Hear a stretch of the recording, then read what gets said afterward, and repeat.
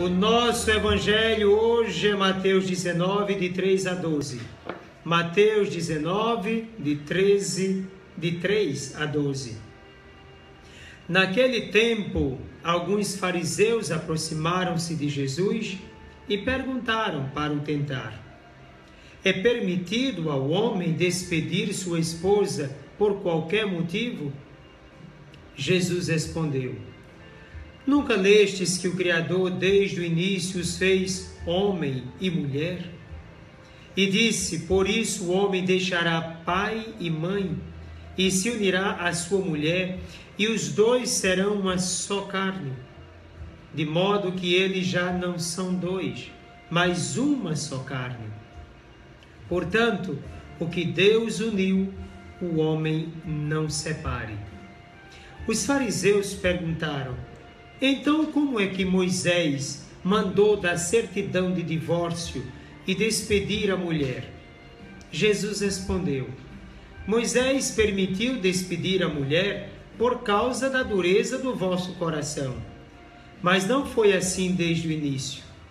Por isso eu vos digo: quem despedir a sua mulher, a não ser em caso de união ilegítima, e se casar com outra, comete adultério. Os discípulos disseram a Jesus: se a situação do homem com a mulher é assim, não vale a pena casar-se.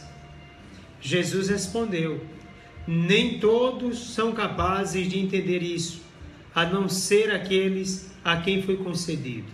Com efeito, existem homens incapazes para o casamento, porque nasceram assim. Outros porque os homens assim os fizeram. Outros ainda se fizeram incapazes disso por causa do reino dos céus. Quem puder entender, entenda. Palavra da salvação. Glória a vós, Senhor.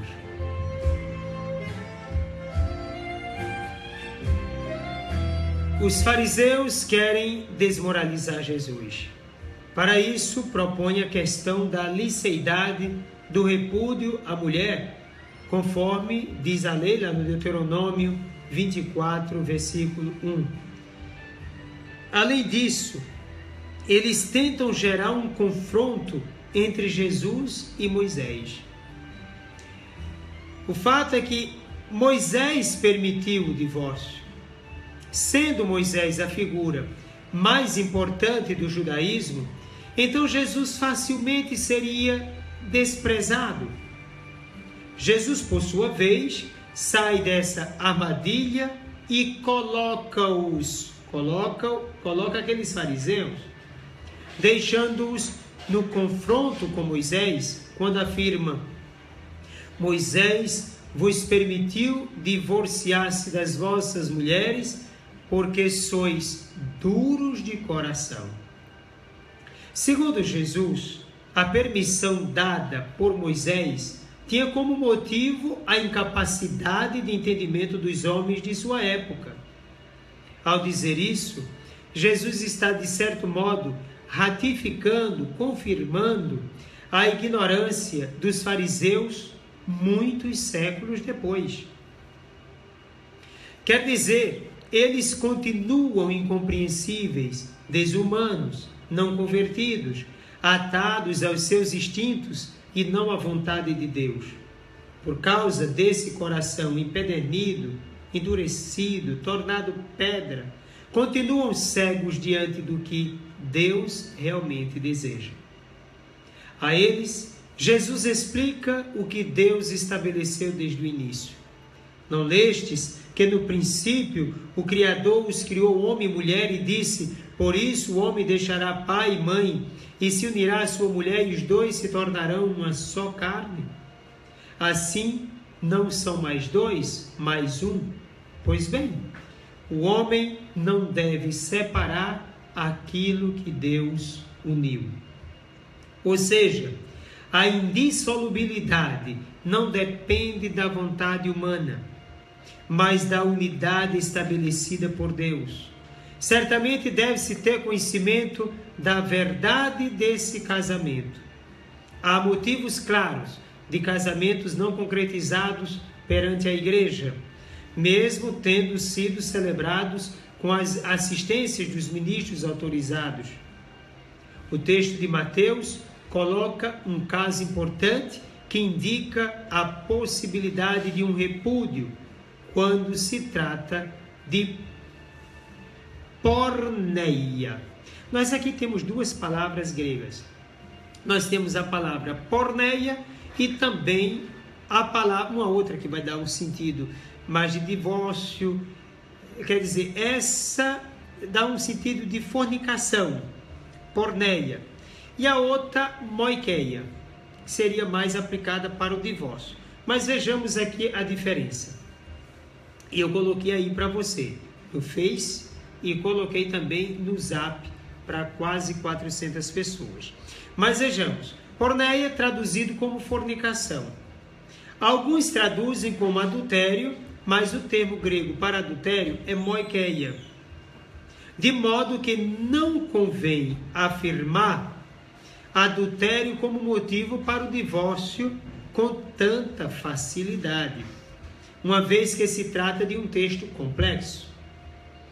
Jesus conclui decididamente, segundo sua autoridade pessoal, colocando acima de tudo a vontade do Pai.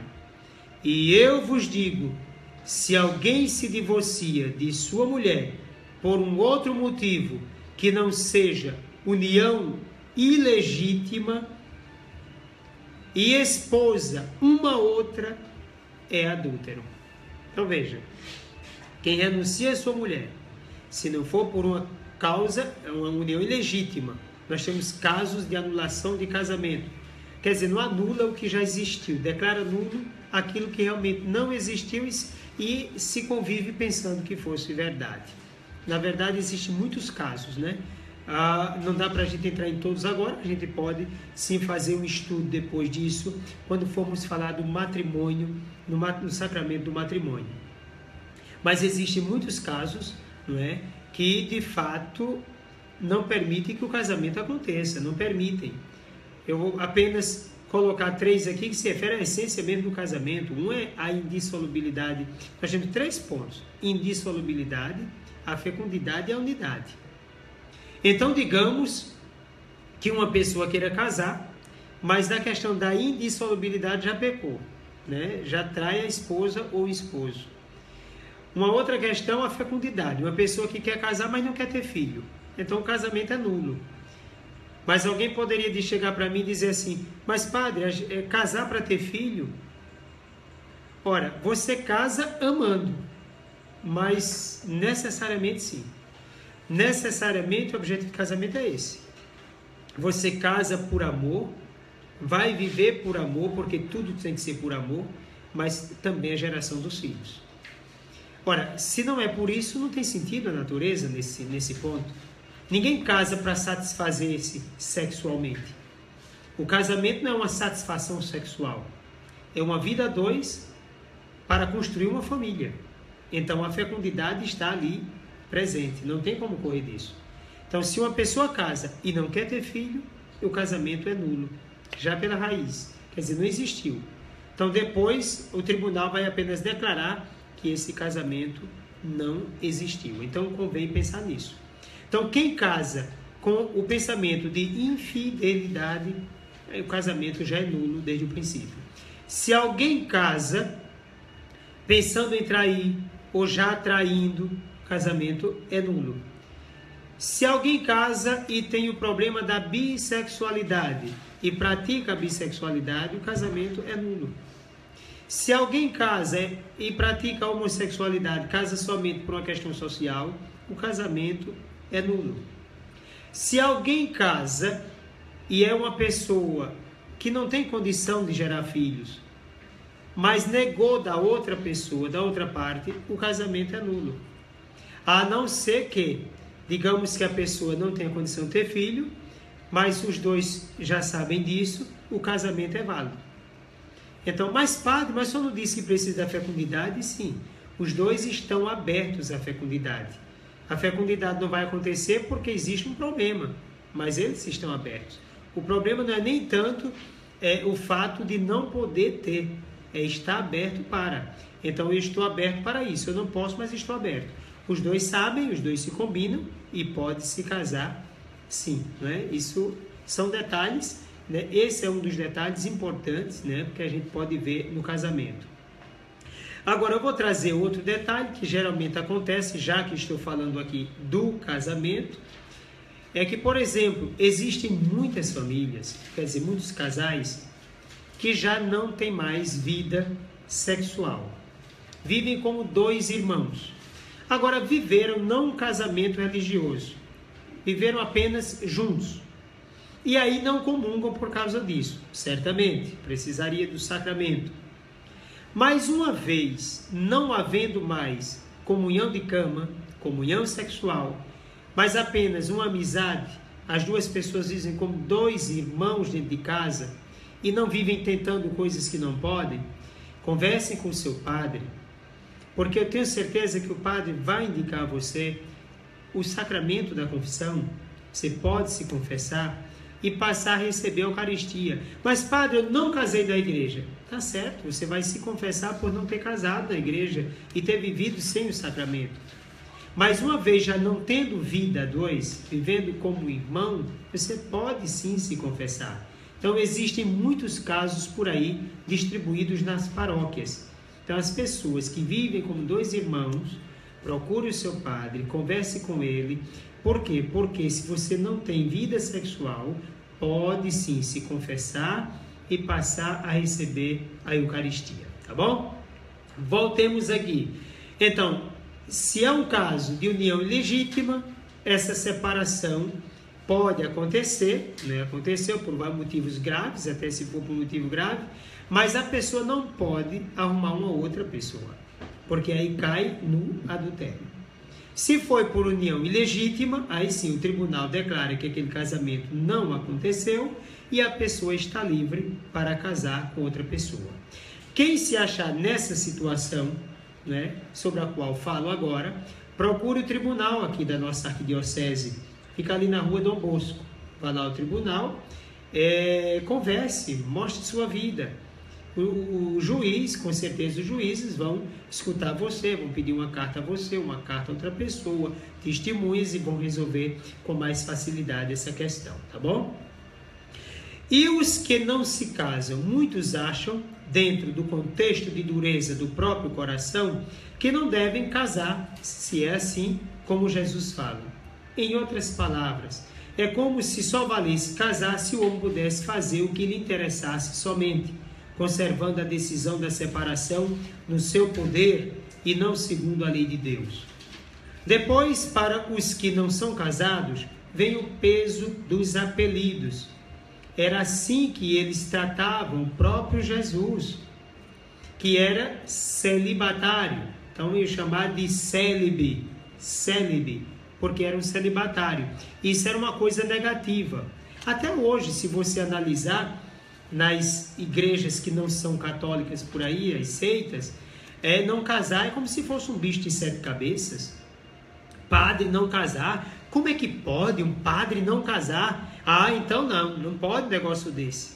Então, por exemplo, não é verdadeiramente homem, se você pegar o Talmud dos judeus, vai dizer, não é verdadeiro homem, é aquele que não se casa. Então, tratar Jesus de célebre porque Jesus não casou, era uma injúria. Então, eles colocavam esse apelido, Jesus não casou. Então, eles tratavam Jesus, sim, dessa forma. Agora, convém dizer aos fariseus de hoje que um dos maiores profetas do Antigo Testamento não casou. Jeremias. Jeremias foi chamado jovem e não casou. O maior de todos os profetas, dos nascidos de mulher segundo Jesus, João Batista, também não casou. O próprio Jesus não casou. Pedro tinha casado, era viúvo, não casou mais. Alguns dos apóstolos não casaram. O próprio Paulo não casou. E como é que alguém diz seguir Jesus Cristo, seguir o Novo Testamento e coloca em questão o celibato? Como é que pode isso? Primeiro, o maior exemplo é Cristo. Depois, os seus seguidores. Então, é na Sagrada Escritura que nós encontramos pessoas celibatárias por causa do reino de Deus. O próprio Jesus Cristo, no texto de hoje, vai deixar claro que há pessoas que se fazem eunucas por amor ao reino dos céus. Então, Jesus já sofria a injúria e hoje falam dos padres. Não, deveria casar, porque quem não casa passa por um momento difícil, essas questões, os escândalos sexuais, não sei o que. Não, minha gente, não é o sexo que cura o sexo. O desequilíbrio sexual está na cabeça. Muitas pessoas estão casadas e praticando toda sorte de desgraça. Adultério, fornicação, todo tipo de desgraça está acontecendo com quem faz sexo todos os dias. O maior número de pedofilia existente está dentro das casas. É praticado pelos próprios pais e não são casados. E por que praticam esses desequilíbrios? Ser celibatário não é ser doente, não. Pelo contrário, é ter amor. É fazer da própria vida um dom. É entregar-se absolutamente a Deus. É fazer de sua sexualidade uma promoção humana. É um dom para o bem do outro. Feliz de quem faz de sua sexualidade um dom, que aplique essa sexualidade para o bem do reino dos céus. É vivendo dessa forma que vem o equilíbrio da sexualidade. A felicidade de pertencer exclusivamente a Deus. Eu, Padre, pertenço exclusivamente a Deus. Eu sou consagrado absolutamente a Deus. Não me arrependo de ser celibatário. Não me arrependo. Sou apaixonado pela vocação que Deus me deu. Sou feliz. A minha felicidade não está em fazer sexo. Nem quero fazê-lo. A minha felicidade está em viver exclusivamente para Deus. A vocação que Ele me deu, a comunhão com Ele. Isso é o que vale a pena. Jesus Cristo sofreu injúria porque era célibe, quer dizer, ele vivia o celibato. Os seus discípulos não casados, ou aqueles que largaram suas esposas para seguir o mestre, até isso aconteceu. O apelido usado em sentido pejorativo era eunucos. Jesus responde mostrando que existem 3 formas de eunucos: os que nascem já impotentes para o casamento, os que se tornaram assim por intervenção cirúrgica e aqueles que se fazem eunucos, não fisicamente, por amor ao reino dos céus. Nesse último caso estão Jesus e seus discípulos e eu. E todos os sacerdotes no mundo inteiro. Assim espero que todos estejamos vivendo uma verdadeira sexualidade, uma castidade, né?